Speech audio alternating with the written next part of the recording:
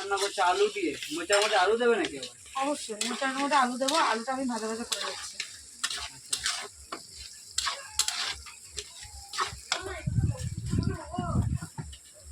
কতক্ষণ ভাজবে আলুটা? হয়ে গেলে আলুগুলো তুলে আমি ভেজে তুলে নিয়েছি। আলু ভেজে তোলা হয়ে গেছে, এবার কি দেবে? এবার এখানে আমি পেঁয়াজ দিয়ে দিলাম। পেঁয়াজ দিয়ে দিলে চিংড়ি দেওয়া হবে নাকি? এখানে আমি চিংড়ি মাছগুলো দিয়ে দেবো, কারণ অল্প চিংড়ি তো সাথে ভেজে নেবো পেঁয়াজের সাথে।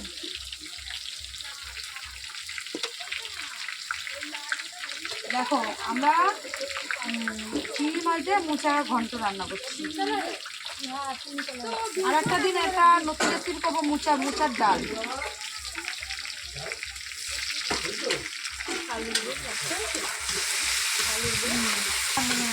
চিংড়ি মাছ দিয়ে একসাথে ভাজা ভাজা করে নেবো।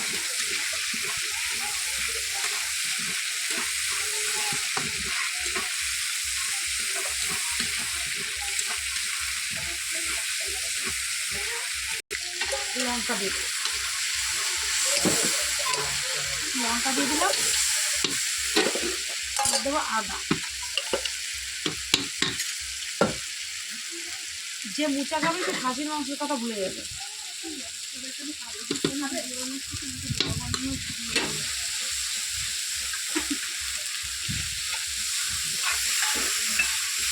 পুরো করে লাল লাল ঝাল ঝাল মোচা বানছে। সবাই বলবে লাল লাল ঝাল ঝাল করে তুমি কিছু বানাতে পারো না, এটা তো কথার কথা। কিন্তু আমি কি রান্না করেছি আমি তো জানি না।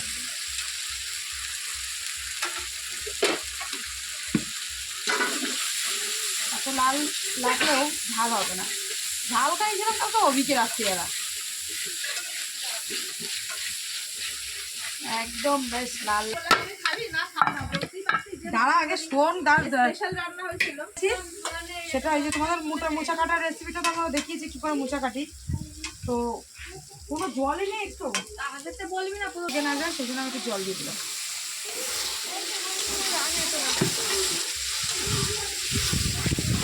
মোচা সিদ্ধ করে রেখেছি, মোচার চপও কিন্তু ভালো লাগে।